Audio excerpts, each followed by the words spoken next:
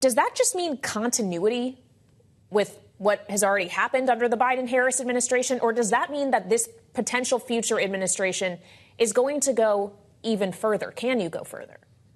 Well, that's an interesting question. Governor Walz has been able to accomplish a number of things that were on the Biden-Harris agenda, but were blocked by Republicans in Congress. For example, paid family and medical leave.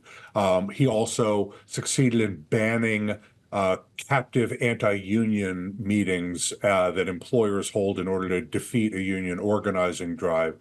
He was able to get an extended child tax credit that's one of the most generous in the country. And he is himself a union member, and his wife is a union member. So I think that there are more opportunities for the administration to support workers if they choose to organize and support collective bargaining around the country. But having someone who has lived it and is a strong supporter of unions and has been successful in legislating to produce pro-union outcomes, pro-worker outcomes, yeah, I think that there's a lot more opportunity at the federal level.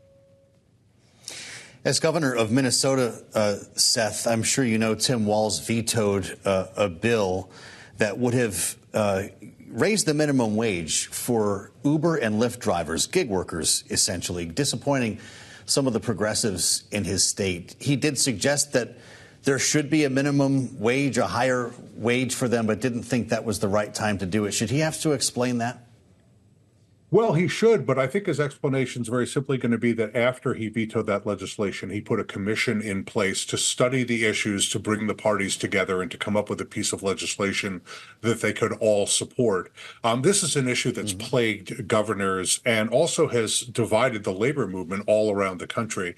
But it's the exception to the generalized rule that Tim Walz is a very strongly pro-worker, pro-union governor. I think he's in the conversation for most pro-union, most pro-worker governor in the country. And he's got some pretty stiff competition, including among the other vice presidential candidates, Shapiro and Pritzker, and some of the others. So I don't think that issue is going to get in the way. He'll be asked about it, I'm sure, and I'm interested to hear what he has to say about it.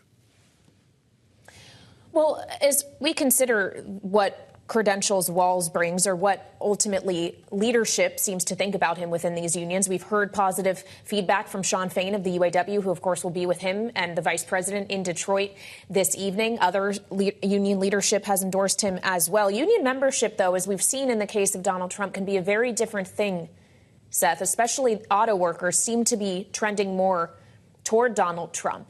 Can Tim Walz be the one that brings them back toward the Democratic side? How does he do that? Yeah, let me just say, I don't think there's any evidence that auto workers are trending towards Donald Trump.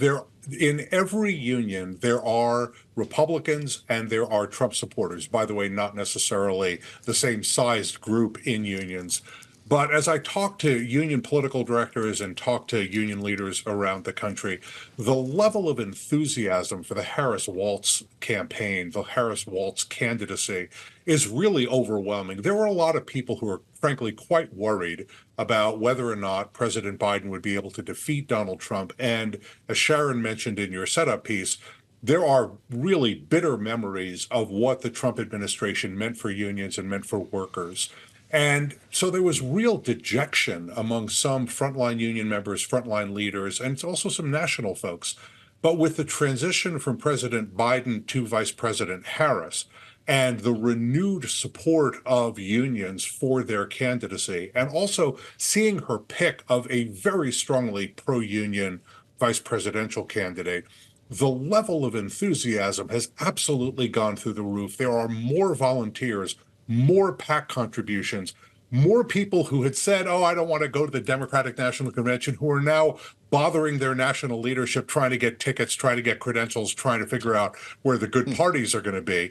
So I think that there's been a dramatic change. I can tell you that, again, in my conversations with political union directors, union political directors, national union political directors, that they think that there could be an even higher union membership vote for Vice President Harris than there was for President Biden. And he won 56% of the votes from people who are in union households. So that would make a gigantic difference. And I think Governor Walz is going to make a difference in the upper Midwest, in the industrial areas. He's the kind of guy that they are comfortable with, and I think that he'll be able to bring a lot of them home to the Democratic Party.